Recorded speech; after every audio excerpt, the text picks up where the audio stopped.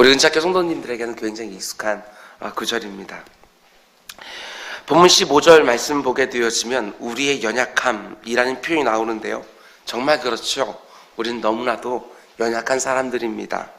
질병, 가난, 외로움, 관계의 문제, 다가오는 미래에 대한 막막함, 그리고 죽음이 주는 고통까지 인생의 이런저런 문제들 앞에 너무나도 깨어지기 쉬운 질그릇같이 연약한 사람들이 바로 저와 여러분입니다. 내 능력과 내 의지 한계를 뛰어넘는 어떤 충격을 탁 하고 받을 때 너무나 쉽게 깨어지고 절망하고 괴로워하고 탄식하고 아파하는 연약한 사람들, 그게 바로 우리들이죠. 눈에 보이지 않을 만큼 작은 바이러스 하나에도 온 국민들이 그렇게 두려워하고, 그리고 감기 하나에도 모든 일상들이 다 흔들려 버린 연약한 사람들, 그게 바로 저와 여러분입니다. 본문에 나오는 연약함이라는 단어를 직역하면 약해질 대로 약해져 있는 상태를 말합니다. 자기 자신을 스스로 지탱할 수가 없어서 누군가 와서 툭 건들기만 해도 쓰러질 수밖에 없고 깨어질 수밖에 없는 상태, 그것이 바로 연약함이라는 단어 속에 담겨져 있는 의미입니다. 이처럼 우리는 외부의 충격으로 여지없이 깨지고 넘어지고 망가지고 좌절하고 절망하고, 그래도 너무나도 신속히 또 너무나도 허망하게 흔들려버린 연약한 존재라는 겁니다. 아무리 견고해 보이는 사람이라 할지라도 정말 하루아침에 무너지는 모습들을 참 많이 보게 되어집니다. 나는 그래도 견고하고 강한 사람이라고 말하지 말기를 바랍니다. 스스로 섰다라고 생각하는 그 순간에 악한 사단 마귀는 그 어느 때보다도 더 강하게 공격해오기 때문에 그렇습니다. 아무리 하나님을 신뢰하는 의인이라 할지라도 이 땅에선 연약한 존재로 살아갈 수밖에 없습니다. 당대의 의인이라고 불리는 욥을 한번 생각해 보시기 바랍니다. 얼마나 그의 믿음이 견고했으면 당대의 의인이라 이렇게 말했을까? 하루아침에 그 많던 재산을 다 잃고 10명의 자녀들도 지붕이 무너져서 한날 한시에 다 죽고 말았습니다. 자기 몸에 생긴 질병으로 고통스러워하지요. 물론 처음에는 주신 이도 여호와시요 취하신 이도 여호와십니다 라고 하나님을 찬양하기도 하지만, 그런 고통스러운 상황이 지속되어지니까 당대의 의인이라고 불리던 하나님께 인정받던 욥도 자신의 출생을 저주하며 하나님께 죽기를 청했던 것을 보게 되어집니다. 그 역시도 지속되는 고통 앞에서, 이유를 알 수 없는 고난 앞에서 완전히 깨어지고 만 것입니다. 하나님의 말씀을 불처럼 쏟아내는 선지자들도 여러분 예외는 아닙니다. 하나님의 선지자를 부름받은 예레미야도 사람들의 반복되는 핍박 가운데 아무리 하나님께 받은 말씀을 불처럼 쏟아내어도 그 말씀을 외면하는 백성들을 보면서 하나님 앞에 나아가 이렇게 탄식하지요. 하나님, 내가 이제 다시는, 내가 더 이상 당신의 말씀을 전하지 않겠습니다. 그 담대한 영혼도 완전히 깨어진 것입니다. 갈멜산 위에 위대한 영웅이었던 여러분, 우리 엘리야를 보시기 바랍니다. 로뎀나무 그늘 밑에 누워서 지금이 넉넉하오니 내 영혼을 취하소서. 그 역시도 완전히 넘어진 겁니다. 심지어 믿음의 조상이라고 불리는 아브라함도 별반 다르지 않았습니다. 경제적인 어려움 앞에서 그 영혼도 완전히 깨어지고 말았지요. 자신이 살아가던 가나안 땅에 극심한 기근이 임하니까 하나님의 명령이 없었음에도 불구하고 그는 가나안 땅을 떠나 이집트로, 하나님의 명령도 없었음에도 불구하고 그 자리를 옮겨버리는 것을 보게 되어집니다. 먹고 사는 문제 때문에 믿음의 조상도 이렇게 흔들려 버린 것이지요. 하나님과 늘 친밀한 교제를 나누는 아무리 경건한 사람이라 할지라도 결코 예외는 아닙니다. 다윗이 얼마나 하나님과 친밀했으면 하나님 마음에 합한 자, 그것이 바로 그의 별명입니다. 그런데 그가 그 어느 때보다도 강하게 서 있을 때, 나라를 통일하고 주변 국가들과 전쟁을 벌여서 연전연승을 벌이고 있는 바로 그때, 어떤 면에서는 그의 믿음이 하나님 앞에선 그의 모습이 절정을 이루었을 때 그는 죄가 주는 유혹 앞에서 완전히 넘어지고 말았습니다. 그리고 밤마다 그 죄책감으로 눈물로 침상을 적실 정도로 고통했던 모습도 보게 되어집니다. 예수님의 수제자였던 베드로 다르지 않습니다.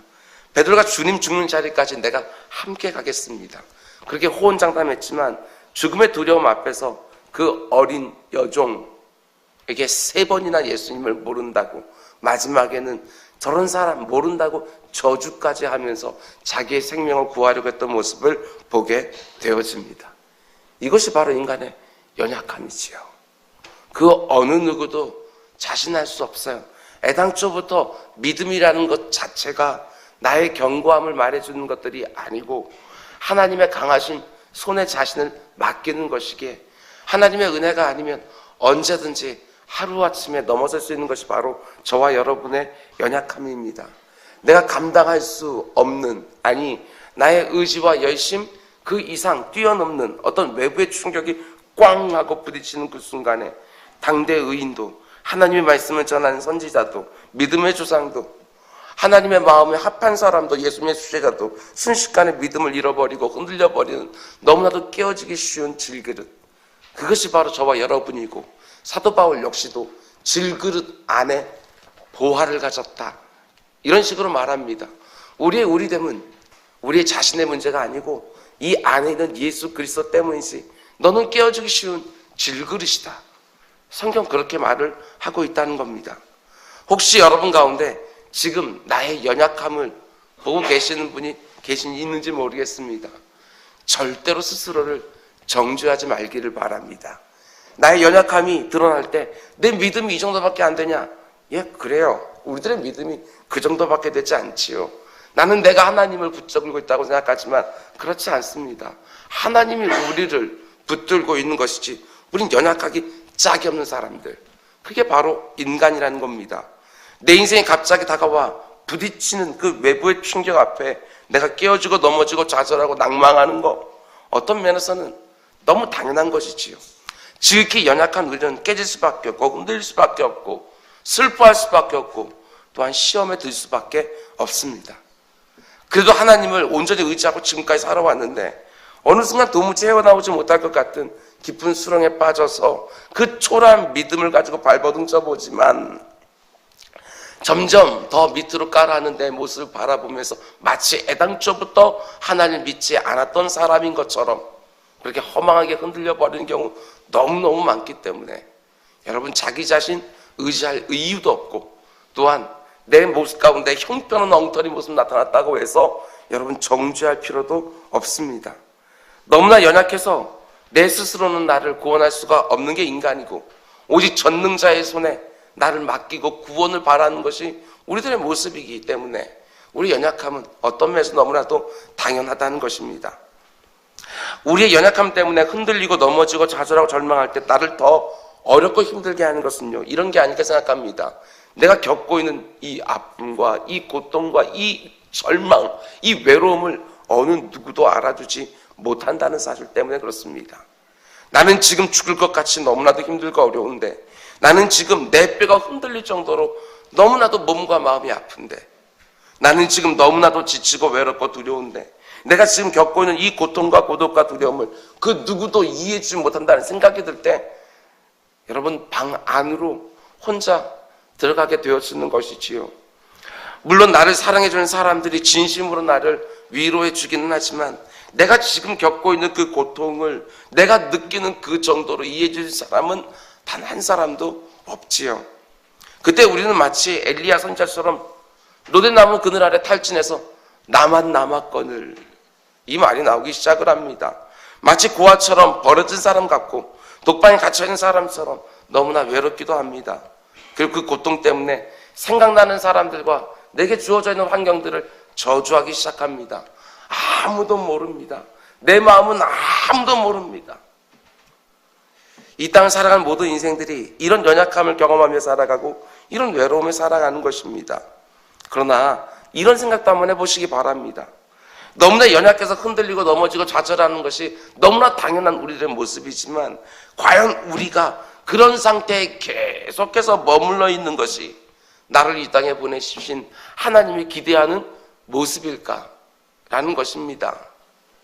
나의 고통을 그 누구도 알아주지 못하고 깊은 수렁 가운데 빠져있는 나를 그 누구도 건져줄 수 없기 때문에 그저 좌절하고 슬퍼하고 낙심하고 두려워하며 죄 가운데 속에, 죄가 주는 수치감 속에 바들바들 떨면서 살아가는 내 모습이 과연 하나님이 나에게 보기를 원하시는 모습일까? 과연 나를 위해 자기 자신, 자기 아들까지 내어주신 그 하늘 아버지가 정말 내게 기대하는 모습이겠냐는 것입니다. 연약한 이유로 질병 주는 고통과 먹고 사는 문제와 외로움과 영적 침체 가운데 단지 쓰러져서 울고 있고 탄식하고 있고 힘들어하는 모습을 하나님이 정말 보기를 원하실까? 그 누구도 내 마음 몰라준다고 골방에 앉아 한탄하고 있는 모습을 주님이 정말 보기를 원하실까? 우리의 연약함을 다 아시면도 불구하고 하나님은요, 우리에게 그런 모습을 기대하는 것이 절대로 아니지 아니겠습니까? 그런데 여러분, 우리가 너무 연약함에도 불구하고 하나님이 주시는 오늘 본문에 너무나도 복된 소식이 있습니다. 오늘 본문은 우리에게 나의 고통을 다 아시는 분이 있다라고 얘기합니다. 내 마음이 어떠한지 다 이해해주고 만져주고 취해주고 회복시켜주는 분이 있다고 말을 합니다. 그리고 언제든지 우리가 그 연약함을 가지고 하나님 앞에 나아갈 때 하나님은 때를 따라 돕는 은혜를 우리에게 허락해 주실 것이며 은혜의 보좌 위에서 나를 만나 주실 거라고 오늘 본문은 그렇게 약속해 주고 있다는 사실입니다. 오늘 본문이 또 누군가에게 큰 힘과 위로가 되는 말씀이 되기를 주님으로 축원을 드립니다. 오늘 우리가 암송하려고 하는 15절 말씀 보면 우리의 연약함을 체휼하시는 분이 우리가 사랑하는 예수 그리스도라고 말해주는 것을 봅니다. 이 말씀이 연약하게 짝이 없는 우리들에게 너무나도 큰 능력이 되지요. 우리 15절 말씀 우리 같이 한번 다시 읽어볼까요? 시작. 우리에게 있는 대제사장은 우리의 연약함을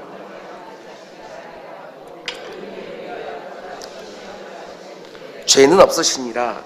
여기 예수님 가리켜 우리에게 있는 대제사장이라고 말을 하고요. 그 예수님이 우리의 연약함을 동정하신다 이렇게 말하고 있는데, 예전에 우리가 가지고 있는 성경책에서는 이 동정이란 말이 뭘로 번역되어 있었습니까? 체휼. 저는 동정이라고 하는 이 표현보다는 예전의 표현, 체휼이라는 표현이 훨씬 더 다가옵니다. 그 의미에 미묘한 차이가 있어요. 먼저 동정이란 단어는 자신의 신세보다 못한 사람을 불쌍히 긍휼히 여기는 마음입니다. 그런데 체휼이란 단어는요, 상대방이 겪고 있는 고통을 내가 직접 다 겪어봤기 때문에 그 고통을 깊이 이해하는 상태, 이게 체휼이지요. 상대방이 겪고 있는 고통을 자기도 직접 체험해서 그게 얼마나 아픈지를 너무나도 잘 아는 겁니다. 내가 직접 경험해봤기 때문에 그 고통을 너무나도 잘 알지요. 영어로 말하면 suffer with, 함께 고통을 받는다, 이 뜻이 바로 체휼이에요. 그런데 15절 말씀 보면 예수님께서 우리의 연약함을 체휼하셨다라고 말합니다. 무슨 말이지요? 예수님이 우리가 겪고 있는 고통과 아픔을 똑같이 체험하셨기 때문에 그 누구보다 우리의 연약함을 알고 이해하시며 불쌍히 여기신다는 것입니다.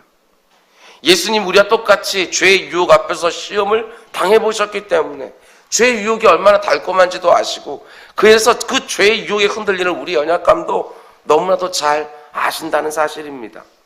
예수님은 공생애를 시작하기 전에 40일 동안 금식하며 기도하셨습니다.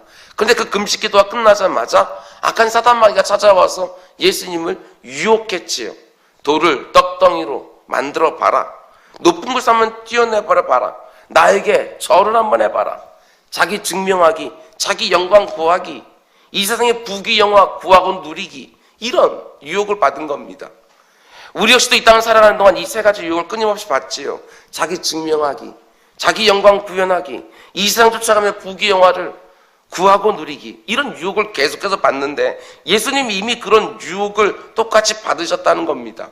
그 유혹이 얼마나 매력적이고 얼마나 그 유혹들을 하나님 말씀으로 거절하는 것이 어려운지를 친히 경험하셨기 때문에 이런 죄의 유혹 앞에서 흔들리는 내 모습을 우리 주님이 너무나도 잘 아신다는 것입니다.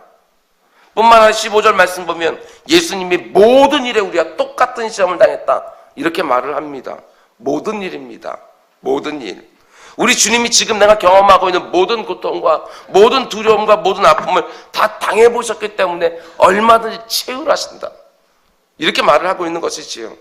내가 지금 겪고 있는 뼈마디가 쑤시는 육체의 고통도, 내가 지금 경험하고 있는 부족하고 모자란 상황 속에 느끼는 서러움과 초라함도, 내가 지금 체험하고 있는 외로움과 배신과 가난과 멸시받음과 불편함도 그 모든 일을 친히 다 경험하셨기에 내 마음을 속속들이 아시고 이해하신다는 것이지요. 아시고 이해하시기에 우리를 불쌍히 여기시고 긍휼히 여기시고 제대로 만져줄 수 있고 제대로 치유하고 회복시켜 주실 수 있는 분, 그분이 바로 우리가 믿는 예수 그리스도라고 오늘 본문은 분명하게 말해주고 있습니다. 여러분, 모든 일입니다. 모든 일. 지금 내가 경험하고 있는 그것도 우리 주님은 경험해 보았다. 조금 더 예외가 없다. 이 말씀을 지금 해주고 계시는 거예요. 경제적으로 힘들어하는 자들에게 인자는 머리 둘 것 하나도 없다. 내가 왜 네 마음 모르겠느냐. 이거 얘기해 주시는 것이고, 육신의 고통 당하시는 그 주님, 우리들을 바라보시면서 그렇게 찢기고 그렇게 흘리셨던 그 십자가를 보여주시면서 내가 너의 아픔을 왜 모르겠느냐라고, 사람들과 관계에 틀어진 그 모습들을 가운데 힘들어하는 우리들을 보면서 베드로가 자기를 3번 부인하면서 그렇게 뒤돌아버렸던 그 모습을 보여주시면서 내가 왜 네 마음을 모르겠느냐고 이렇게 말하는 것 아니겠습니까? 너무나도 부끄럽고 수치스러운 일을 당해서 힘들어하는 나를 바라보면서 십자가의 모습 가운데 속에 자기를 향해 침을 뱉고 조롱하며 자기를 이렇게 힘들게 했던 사람들의 모습을 쫙 보여주면서 내가 네 모습을 왜 모르겠느냐 이렇게 말씀해 주시는 거예요. 요즘 우리 안에도요, 제가 구체적으로 말씀드릴 수는 없지만 이런저런 연약함 가운데 속에 너무나 힘들어하는 교우들이 있습니다. 제가 11년째 담임 목회를 하고 있지만 제가 지금까지 단 한 번도 경험해보지 못했던 그런 고통으로 힘들어하는 분들이 있습니다. 자신의 힘든 상황을 가지고 그래도 담임 목사라고 찾아와서 기도 제목을 같이 나눠주시지만 문제는요, 제가 그 마음을 어떻게 그분이 느끼는 만큼 그걸 알 수 있겠어요? 마치 수조 원의 돈이 어느 정도 돈인지를 알지 못해서 감이 없는 것처럼 그 고통의 무게가 너무나도 무거워서 제대로 느껴지지 않을 때도 너무 많이 있습니다. 기도의 자리에서도 그 마음을 좀 느끼게 해달라고 기도하지요. 왜냐하면 좀 느껴야, 이게 좀 다가와야 그 가운데 속에 제대로 기도할 수 있을 것 같아서 그렇게 구하기도 합니다. 그러나 예수님은 그 고통을 친히 경험하셨기에 그분들의 아픔을 온전히 이해하시고 그분들의 처지를 공감하시고 그 마음 깊은 곳에 표현되지 못한 슬픔까지도 만져서 위로해 주신다는 것입니다. 제가 금요일 저녁에 언급한 존 파이퍼 목사님이요, 얼마 전에 Desiring God 이라고 하는 웹사이트에 글을 하나 올리셨습니다. 얼마 되지도 않았어요. 지난 11월 5일에 미국 서덜랜드 스프링스에 있는 제일 침례교회 안에서 벌어진 총기 난사 사건, 그것을 놓고요 존 파이퍼 목사님이 웹사이트에 글을 게재를 했습니다. 그 조그만 교회 예배당 안에서 예배를 드리던 성도들 한 50여 명 되었다고 하는데 기사를 보게 되었으면 거의 대부분이 총에 맞았다. 27명이 죽고 24명이 중상을 입었습니다. 온 유가족들과 그 작은 동네 그 마을에 있는 온 사람들이요 아주 큰 충격에 빠진 거예요. 누가 감히 그들을 위로할 수 있겠어요? 그 슬픔의 무게를 누가 감히 이해를 하고 누가 감히 공감한다고 말할 수 있겠는가? 그런데 존 파이퍼 목사님이요 그 유가족들과 그 마을 사람의 아픔을 도무지 이해할 수 없는 자기의 처지를 얘기하며 그 웹사이트에 성경 구절 하나를 올리셨습니다. 그게 바로 오늘 본문의 말씀이지요. 우리에게 있는 대제사장은 우리 연약함을 동정, 채울하지 못하실 리가 아니요, 이해해주지 못하실 분이 아니요, 모든 일에 우리와 똑같이 시험과 고통과 아픔과 절망을 받으신 분은 이로되 죄는 없으시도다. 그 슬픔과 분노를 온전히 이해하고 위로해 주실 분은 단 한 분밖에 없다고 존 파이퍼 목사님은 이 구절로 그들을 위로하려 한 것입니다. 그들의 모든 고통과 아픔을 친히 체험하신 예수 그리스도, 오직 그분만이 그들의 고통과 아픔을 이해하시기에 그분만이 제대로 위로할 수 있다고 말하는 것입니다. 왜 그런 끔찍한 일이 교회 안에서, 그것도 예배하는 도중에 일어났는지 수많은 의문들을 우리가 제기할 수 있겠지만 의문을 제거한다고 그들의 아픔이 만져지지는 않기에, 그런 일이 왜 일어났는지, 왜 그런 일을 하나님 막아주지 않으셨는지 수많은 의문에도 불구하고 우리 주님은 그들을 능히 위로하고 능히 다시 일어서게 하신다라는 것입니다. 우리는 심각한 고통을 느낄 때 뿐만 아니라 그 고통을 아무도 알아주지 못한 것 같을 때 누가 나의 이 고통을 알겠나? 누가 나의 이 답답한 마음을 알아주겠나? 소리치지만 주님은 그 순간에 이렇게 우리에게 말씀하는 겁니다. 내가 다 알지. 내가 왜 모르겠나? 이렇게 우리들에게 말씀해 주시고 우리를 불쌍히 여겨 주신다는 것입니다. 반드시 기억하시기 바랍니다. 모든 일에 우리와 똑같은 시험을 받으신 분, 그분이 바로 우리 구세주 예수 그리스도라는 것입니다. 여러분, 모든 일입니다. 모든 일. 내 곁에 있는 그 누구도 내 아픔과 고통을 이해하지 못해준다 할지라도 주님이 이해하지 못하시는 고통과 아픔은 없다는 것입니다. 주님은 내 모든 연약함과 고통과 아픔을 그것도 머리로 상상해서 그럼 이런 마음이겠지 이게 아니고 친히 체험하시기에 내가 다 겪어봐서 알지 이렇게 말하는 겁니다. 노예를 가면 우리 목사님 한 분 이번에 은퇴하셨어요. 머리가 하신 목사님이 저한테 꼭 와서 매번 똑같은 얘기해요. 저만 보면 와서 얘기해요. 그건 뭐냐면 자기 아들이 이번에 그 교회 위임으로 왔거든요. 조그만 교회예요. 한 5, 60명 되는 그 교회인데 그 교회 그분이 은퇴를 하시고 그분 아들이 다른 교회에서 목회를 계속 하다가 그 교회로 오셨어요. 그런데 자기 아들 좀 쫙 부탁한다고 나한테 좋은 얘기 좀 많이 해달라고. 왜냐하면 제가 경험해 봤으니까. 그래도 다른 목사님들 훌륭한 목사님 너무너무 많은데도 불구하고 저한테 자기 이렇게 저보다 키가 이만큼 커요. 그 큰 아들 데리고 와서 잘 좀 부탁한다고. 많이 가르쳐준다고. 저를 볼 때마다 와서 얘기를 하는 거예요. 여러분 그런 것 같아요. 우리가 어렵고 힘든 때에도 마찬가지지만 제 마음을 제대로 아는 것들은요. 또 저와 같은 처지에 있는 사람들이 제일 잘 만져주는 거 아니겠습니까? 여러분 우리 예수님께서 그래서 분명히 말씀하시는 거예요. 내가 모든 것을 다 안다. 그것도 경험해서 안다. 그래서 내가 너를 능히 위로해 줄 수 있고 만져줄 수 있다. 이렇게 말씀해 주는 것이지요. 이 사실을 깨달은 시편 기자가 이렇게 고백을 합니다. 시편 73편 25절 참 귀한 말씀이에요. 하늘에서는 주 외에 누가 내게 있으리요? 땅에서는 주밖에 내가 사모할 리 없느니라. 73편 말씀을 한번 쭉 읽어보셔요. 73편 앞에 보면 시편 기자가 너무나도 고통스러워서 하나님 앞에 쓴소리를 계속해서 쏟아내는 거예요. 누가 내 마음을 알겠나? 막 하면서 그 안에 있는 울분들을 막 쏟아내요. 그리고 나서 맨 마지막에 결론으로 그가 내린 답이 뭐냐? 주밖에 없습니다. 이게 그게 내린 답이었어요. 끊임없이 소리치다가 내게는 주밖에 없습니다. 주님밖에는 내 고통을 이해해 줄 분이 없습니다. 이렇게 고백하고 있다는 겁니다. 이 세상에 나의 연약함을 온전히 이해해 주신 사람은 단 한 사람도 없지만 여러분 주님이 계십니다.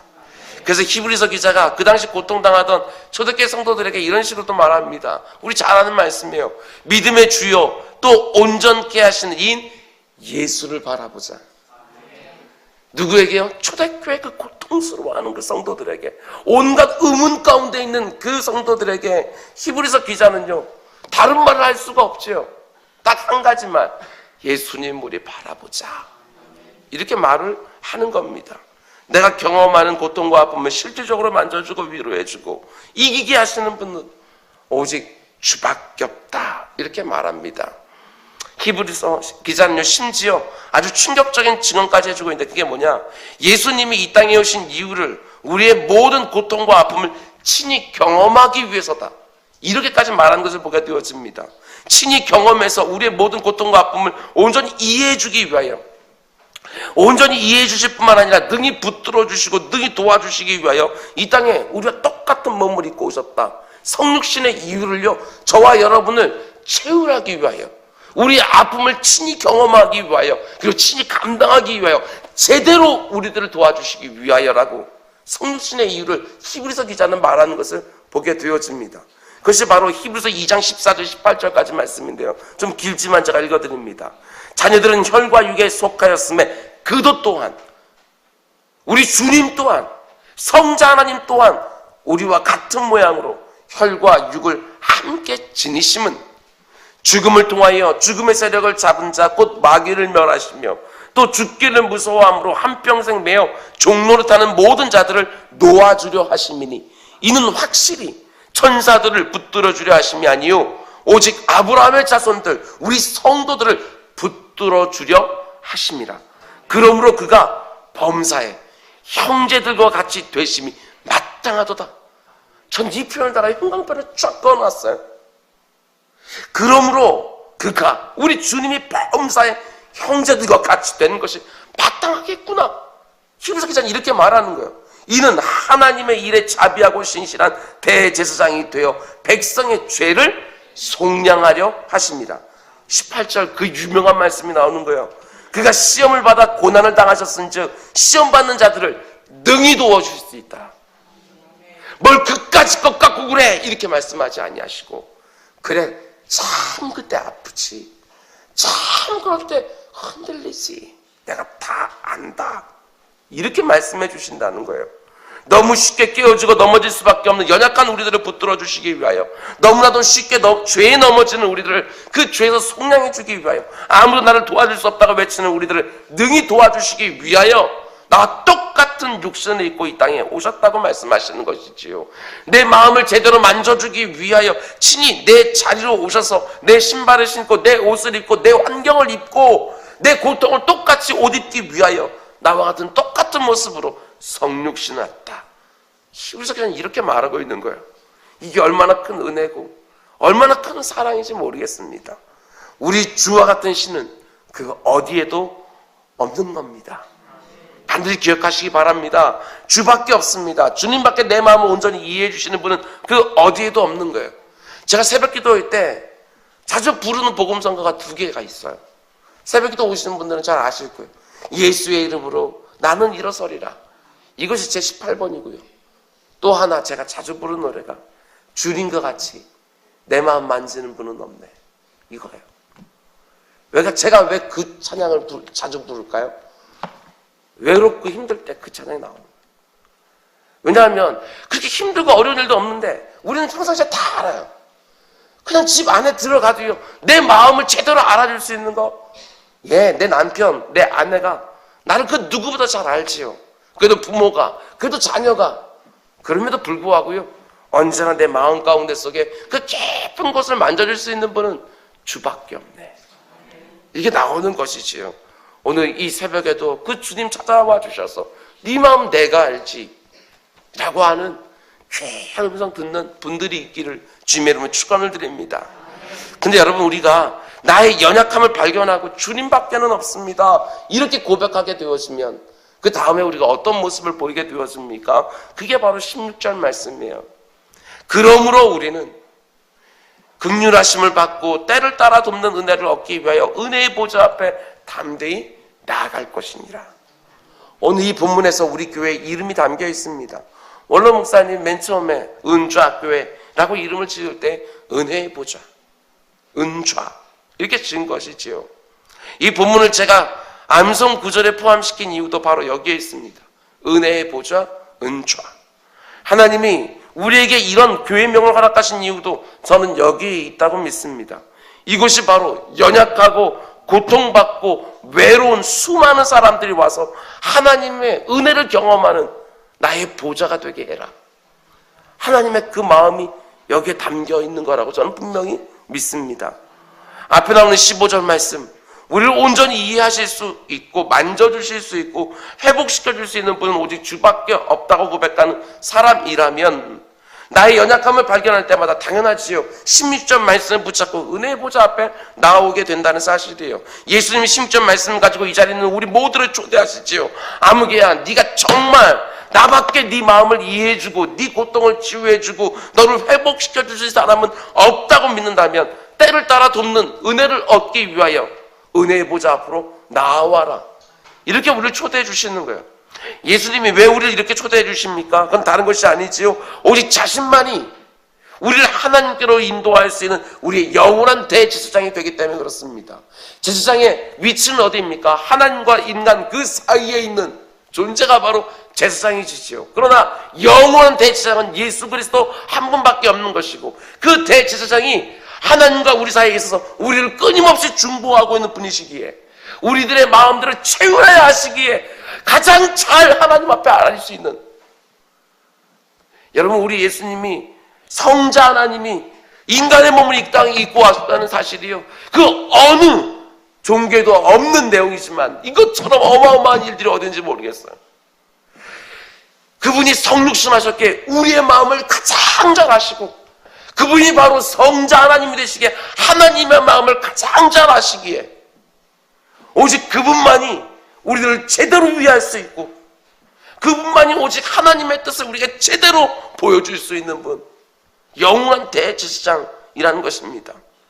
여러분, 그래서 히브리서 7장 25절 이렇게 말합니다.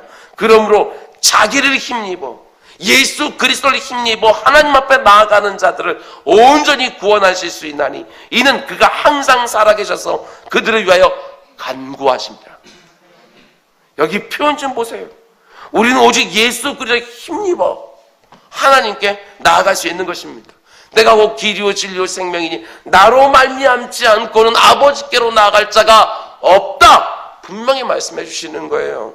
예수 그리스도 외에 그 어떤 이름도 우리의 구원을 위하여 주신 이름이 없다, 분명히 성경이 말을 하고 있다는 사실입니다. 우리가 예수 그리스도의 힘으로 나아갈 수 있는 그 이유는 오직 그분만이 나를 위하여 끊임없이 하나님께 간구해 주시는, 항상 살아계셔서 나를 위하고 계시는 대제사장이 되기 때문에 라는 것입니다. 여러분, 기도를 끝날 때마다 예수 그리스도 이름을 기도했습니다라고 하는 말이 그저 상투적인 뒤에 붙어있는 말들이 아니라 예수 그리스도의 이름으로 아니면 하나님 앞에 나아갈 수가 없기에 오직 그분만이 우리의 마음들을 아시고 우리를 위해 간구하고 계시는 나의 대제사장이 되기 때문에 그분의 이름으로 언제나 하나님 앞에 나아가고 있다는 사실을 결코 잊지 말라는 사실이에요. 내가 이런저런 문제로 연약해졌을 때 반드시 오늘 이 말씀을 기억하시기 바랍니다. 내 고통과 아픔을 온전히 체험하여 속속들이 이해하는 분이 나에게는 있다. 이거 잊지 마시라고요. 아무도 나는 내 마음 몰라줘, 이런 말 절대로 하지 말라는 거예요. 이해해 주실 뿐만 아니라 넉넉히 위로해 주시고 힘도 주시고 회복시켜주는 분이 나에게는 있다, 이 사실을 아시라고요. 그분이 나의 대제사장이 되어주셔서 나를 하나님 앞으로 나아갈 수 있게 하신다. 내게 꼭 필요한 때에 정말 때에 따라 돕는 은혜를 구할 수 있도록 은혜의 보좌로 나를 나아갈 수 있게 만드시는 예수 그리스도가 나에게는 있다, 이 사실을 오늘 본문으로 꽉 붙잡고 있으셔야죠. 우리가 비록 너무나 연약해서 순간순간 너무나 쉽게 흔들리고 낙심하고 절망을 하지만 예수 그리스도가 나의 대제사장이 되신다는 사실을 내가 정말 믿는다면 더 이상 고통 가운데 좌절만 하고 있지 말라는 거예요. 더 이상 깊은 고통의 수렁에서 절망만 하고 있지 말라는 사실입니다. 더 이상 슬퍼하고 이를 가면서 나만 혼자 남았거늘 이러면서 신세한 딴 그만하시라고 말하는 거예요. 더 이상 뼈가 흔들리는 고통 속에서 누가 나의 고통을 알겠나 이러면서 원망하고 저주와 한탄만 하지 말라는 것입니다. 어떻게 우리가 이럴 수 있습니까? 예수 그리스도께서 나의 대제사장이 친히 되어주셔서 때를 따라 돕는 은혜를 얻을 수 있는 은혜의 보좌로 나아가는 길을 활짝 열어주셨기 때문에 라는 것입니다. 여러분, 주님도 내 마음을 마치 모르실 것처럼 주님 앞에 나아가지 못하는 분들이 단 한 분도 없기를 바랍니다. 여러분, 열려있다고만, 그 길로 가는 길이 열려있다고만 말씀하지 아니하시고 친히 그 길로 나아가라고 우리에게 촉구하고 계시는 거예요. 내 피로 구원받은 성도들은 얼마든지 그럴 수 있는 자격과 특권을 가지고 있다고 그렇게 말씀하시는 것이지요. 더 이상 내 연약함으로 괴로워하고 있을 필요가 없다고 말씀하는 거예요. 때를 따라 돕는 은혜를 구하기 위하여 은혜의 보좌로 담대히 나아가는 자들을 얼마든지 받아주시겠다고 말씀해 주시는 것이지요. 이런 말씀 앞에서 아멘 딱 하고 그 은혜의 보좌 앞으로 나아가면 되는 것이죠. 그러면 그 자리에서 때를 따라 돕는 은혜를 얻게 되는 것입니다. 여러분, 말씀했습니다. 우리가 이 세상을 살아가는 동안 나의 연약함을 많이 느낍니다. 이런저런 일들로 너무나도 고통스러워서 내 모든 삶의 기반이 흔들리고 모든 것이 깨어진 것 같은 힘든 순간도 있어요. 그러나 그 순간에 성령 하나님이 오늘 이 말씀을 생각나게 주실 것입니다. 아무개야, 그렇게 힘들어하지 말고, 그렇게 두려워하고 한탄하지 말고, 서러워하지 말고, 지금 이 상황이 꼭 필요한 때를 따라 돕는 은혜를 얻기 위하여 은혜의 보좌로 나아가라. 성령 안에 말씀해 주시는 거예요. 기도의 자리로 나아가라는 것입니다.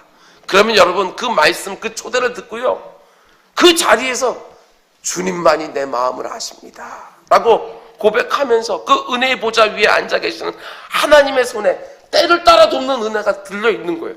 내 상황 가운데 꼭 필요한 그 은혜가 여기에 딱 들려져 있는 거예요. 그리고 나서 그 앞에서 간구하는 그 자들에게 그 손에 있는 그 은혜를 우리에게 주신다, 이렇게 약속해 주고 계시는 것이지요.